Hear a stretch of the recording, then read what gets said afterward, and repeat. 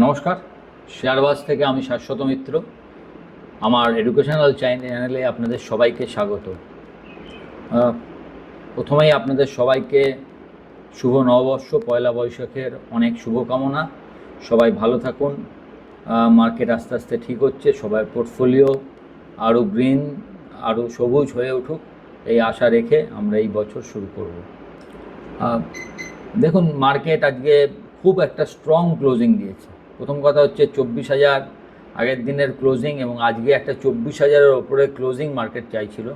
সেখানে আমরা হাতে আরও 200 পয়েন্ট এক্সট্রা, মানে 24,230-এর ওপরে ক্লোজিং পেয়েছি, যেটা মার্কেট অনুসারে খুবই ভালো ক্লোজিং আর কি।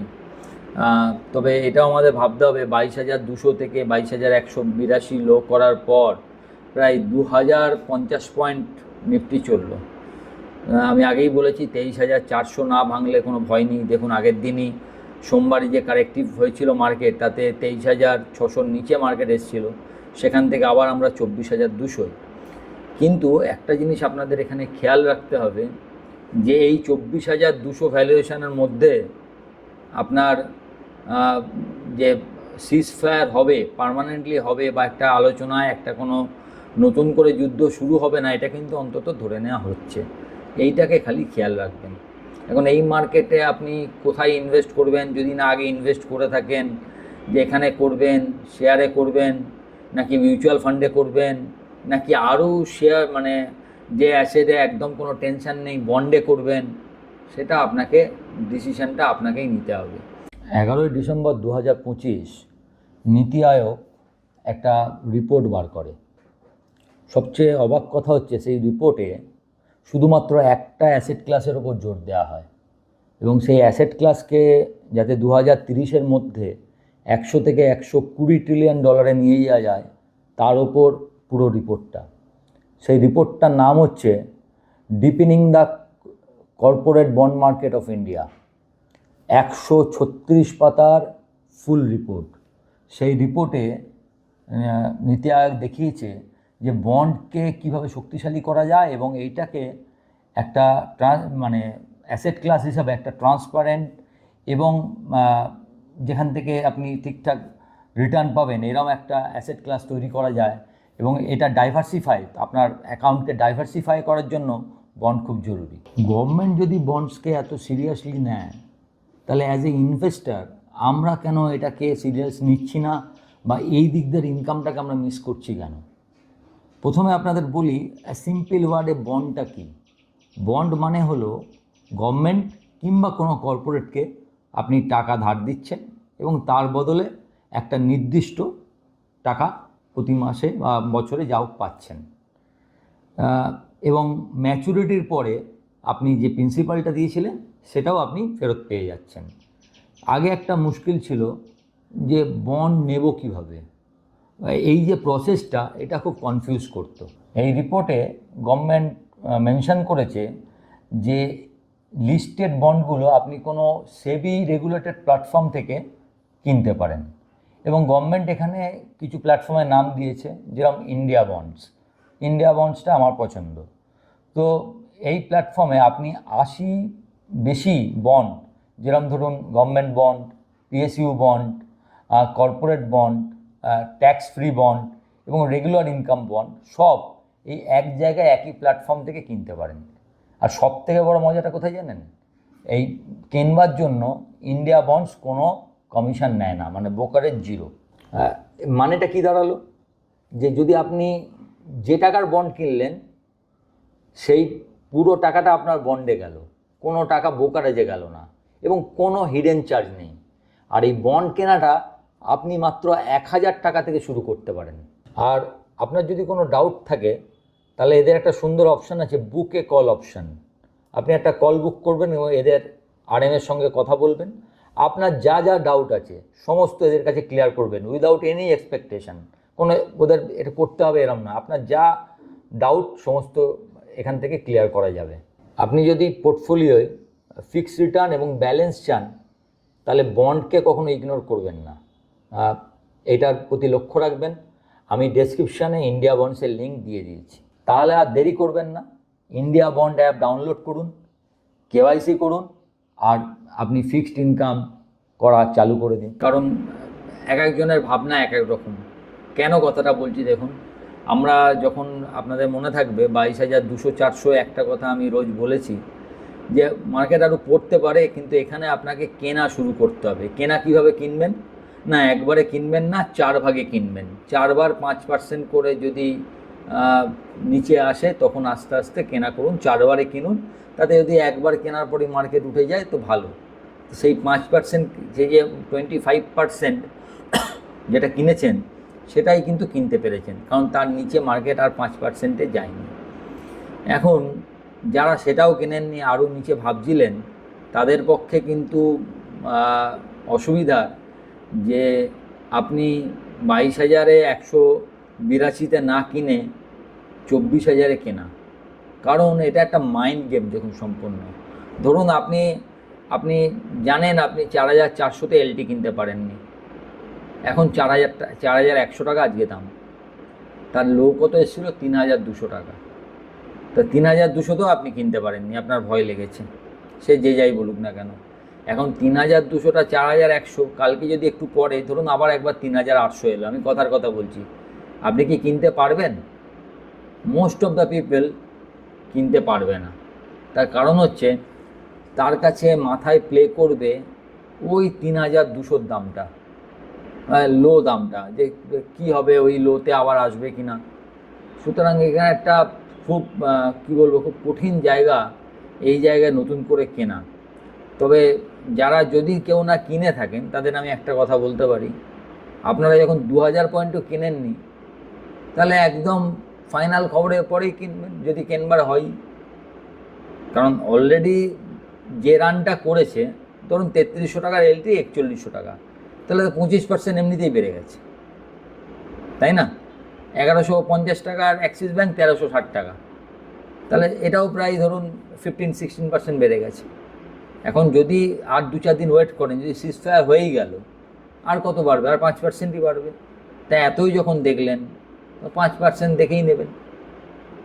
এইখানে নতুন করে কেনাটা আমি হ্যাঁ বলতে পারছি না, বরঞ্চ এখান থেকে যদি আবার একটু কারেক্টিভ হয়, আবার যদি কোনো কারণে, তখন আপনি কিনতে পারবেন কি না এটাও আবার সন্দেহ। তখন আপনার আবার নতুন ভয় লাগবে যে আবার নিচে যাবে কি না। এবং খুব ট্রুলি স্পিকিং, আপনি যদি একদমই মানে নিজেকে সাধারণভাবে দেখেন, তাহলে দেখবেন এটা সবার ক্ষেত্রে সত্য যে ডোনাল্ড ট্রাম্প যেরমভাবে প্রতিদিন নিজের কথা চেঞ্জ করছেন, তাতে এখানেও এই যে আপনাদের মনে থাকবে যেদিন বলেছিলেন একটা সভ্যতা ধ্বংস করে দেবো, তার পরের দিনই 15 দিনের সিজফায়ার এসেছিল। আর আজকে বলছেন যে কালকে 2 দিনের মধ্যে আশা করছি সব ডিল হয়ে ঠিক হয়ে যাবে, তার পরের দিন সব থেকে খারাপ আক্রমণ আসবে না, ওনার জন্য এভরিথিং ইজ পসিবল। তবে আমাদের আপাতত দেখার ডেট হচ্ছে 21 এপ্রিল, 21 এপ্রিল। কেন 21 এপ্রিলে কী আছে কেন দেখব? কারণ 21 এপ্রিল 15 দিনের সিজফায়ার কমপ্লিট হবে। দেখুন, যদিও বা ফার্স্ট রাউন্ডের কথাবার্তা দুজনের মধ্যে কোনো ডিল হয়নি, কিন্তু একটা জিনিস লক্ষ্য করবার যে এখনও কেউ কিন্তু আগ বাড়িয়ে কোনো আক্রমণ করেনি টিল ডেট। ছোটোখাটো একটা ড্রোন পড়েছে না, কি বলেছে আমেরিকা, আপনার ইরানের ড্রোন কুর্দ এলাকায় গিয়ে কুর্দ ধ্বংস করেছে না কি করেছে, আমি এইটা ধরছি না। সেরকম নোটেবল কোনো ডিস্টারবেন্স দুটো তরফ থেকে হয়নি। তার সঙ্গে আবার একটা বড় পজিটিভ জুড়েছে, সেটা হচ্ছে ইসরায়েল লেবাননের প্রথমবার 20 বছরের মধ্যে প্রথমবার ইসরায়েল এবং লেবানন নিজেদের মধ্যে কথা বললো।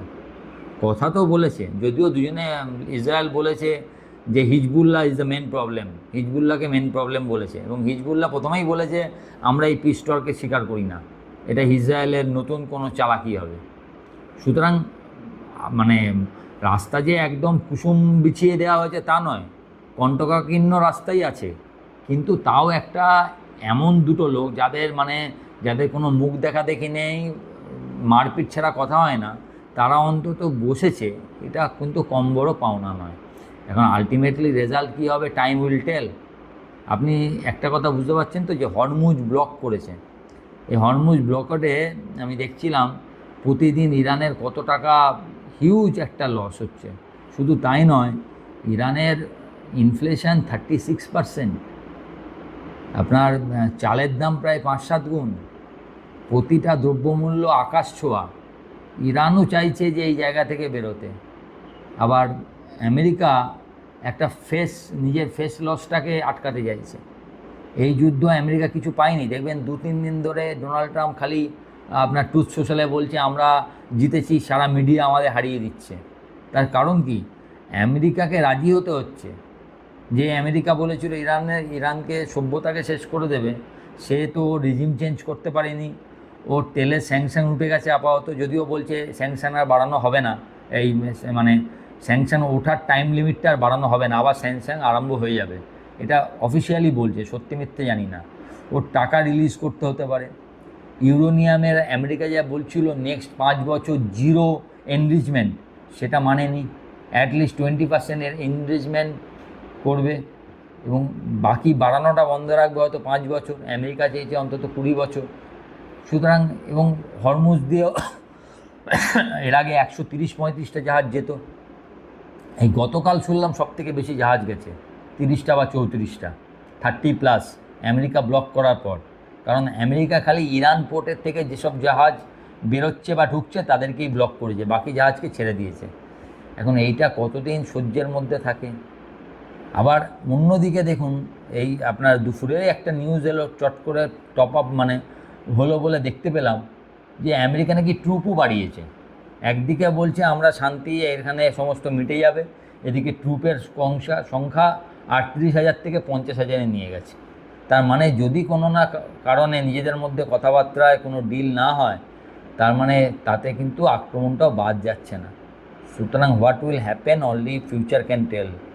আমরা বলতে পারছি না যে এখনই যুদ্ধ এখানে থেমে গেছে। তবে যুদ্ধের থেমে গেলে কারা ভালো হবে সেটার একটা বলা যেতে পারে।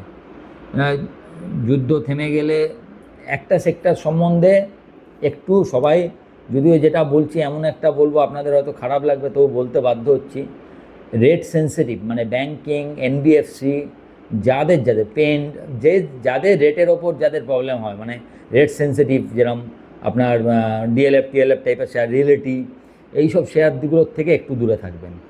কারণ ইনফ্লেশন আমাদের আজকে দেখেছেন 3.88% এসছে, যেটা 3%-এর থেকে আগে আশা করা হয়েছিল 3%, তার থেকে 3.88 এসছে। গতবার ছিল 2.13। এখন ইনফ্লেশন বাড়ছে, কিন্তু এই বাড়াটা কখন? যখন আমরা এখনও তেলের দাম বাড়াইনি, সে যে কারণেই হোক। কিন্তু এইভাবে তেলের দামে দেখছিলাম যে প্রতি লিটার ডিজেলে 28 টাকা লস হচ্ছে ওএমসি, প্রতি লিটার পেট্রোলে 18 টাকা না 20 টাকা লস হচ্ছে। 10 টাকা শেষ ছেড়ে দেওয়ার পরও এই লসটা হচ্ছে। তাহলে ভাবুন কতদিন এই লসটা বিয়ারেবল। তাহলে যদি কোনো কারণে ভোট মিটে যাওয়ার পর এই পেট্রোল ডিজেলের দাম বাড়ে, আমি ধরলাম বাড়াবে না, তাতে এখানে গেছে, যদি বাড়ে সেক্ষেত্রে আপনার ইনফ্লেশন কোথায় যাবে? তো inflation will be a big factor. আমরা হয়তো এখন দেখতে পাচ্ছি না, পরে দেখব। ইনফ্লেশন একটা বড় ফ্যাক্টর করবে। তাই রেট সেন্সিটিভ থেকে একটু সাবধানে থাকুন। যদিও জানি ব্যাংক ফ্যাংক সব বাড়ছে, এরকম কথা হঠাৎ করে বললে আপনাদের খারাপ লাগতে পারে, কিন্তু আমার যেটা মনে হচ্ছে আমি বলে দিলাম। আমার মনে হচ্ছে যে রেট সেন্সিটিভ শেয়ারের ওপর যথেষ্ট চাপ পড়বে। আপনি যে দামটা ব্রেন্টের দেখছেন না, $95 বা $90, অ্যাকচুয়ালি কিন্তু তাতে কাজ হচ্ছে না। আপনি খালি এই হিয়ারিংতে দেবেন যে আগের মাসে ইন্ডিয়া কত করে ক্রুড কিনেছে, দেখবেন $125 কাছাকাছি কিনেছে। মানে যে দাম চলছে তার থেকে $30 ওপরে অ্যাকচুয়াল কাজকর্ম হচ্ছে। তো সব কিছু যে একদম ভালো আছে তা নয়।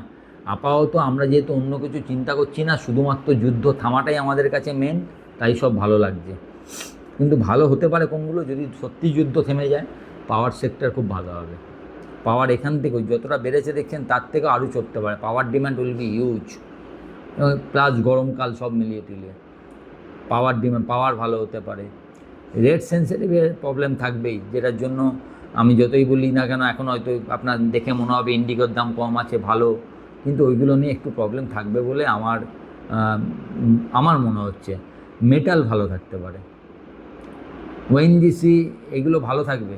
এগুলো যদি কোনো কারণে পড়ে জানবেন ইটস অপরচুনিটি টু বাই, যদি নিচে পান। এরমভাবেই মার্কেটটাকে দেখতে হবে। কারণ এখান থেকে তাহলে নিফটি কোথায় যেতে পারে দেখুন। গতকাল ডাউ জোন্স 28 ফেব্রুয়ারি 27 ফেব্রুয়ারিতে জায়গা ছিল, মানে যুদ্ধ শুরু হওয়ার আগের দিন যেখানে ক্লোজ ছিল সেটা পেরিয়ে গেছে। আমাদের ওই ক্লোজটা ছিল মনে হয় 25,170 থেকে 180-র মধ্যে কোথাও একটা, আমার ঠিক একদম এক্স্যাক্টটা মনে নেই, 175 বা 176 কিছু একটা হতে পারে। তাহলে ওই জায়গার ওপর গেলে তবে আগের পজিশনে যাবে। এখন ওইটা আমাদের কাছে 1000 পয়েন্ট দূর, সে কালকে যদি ঘোষণা হয় অনেক কিছু হতে পারে। আপাতত আপনি পাখির চোখ রাখুন 24,400। 24,400 উইল বি আ হার্ডেল, আমি আগে থেকে বলে দিলাম। 400 যদি পেরোতে পারে দেন আমরা ওখানে আরও 700-800 পয়েন্ট তখন ভাববো যে কী করা যায়। 24,400-র আগে এগুলো কিছু ভাববেন না, এইটুকু খালি মাথায় রাখুন। আপনারা সবাই ভালো থাকবেন। নতুন বছর আজকে শুরু হলো, দারুণ ব্যাং শুরু। আশা করছি এই নতুন বছরে এই শুরুর যে আমরা যা দেখলাম সেটা যেন পুরো বছর ধরে থাকে। সবাই খুব ভালো থাকুন, আপনাদের পরিবার ভালো থাকুক, ভগবানের কাছে এই প্রার্থনা করি। আমার টেলিগ্রাম চ্যানেলের সঙ্গে যুক্ত থাকবেন। নমস্কার। স্থির রিটার্ন নিশ্চিত বা নিশ্চিত রিটার্ন গঠন করে না। কর্পোরেট ঋণ সিকিউরিটিজ, পৌর ঋণ সিকিউরিটিজ ও ঋণ উপকরণে বিনিয়োগ ক্রেডিট ঝুঁকি, বাজার ঝুঁকি এবং বিলম্ব এবং অথবা পরিশোধে ডিফল্ট সহ ডিফল্ট ঝুঁকির সাপেক্ষে। অফার সম্পর্কিত সমস্ত নথি সাবধানে পড়ুন।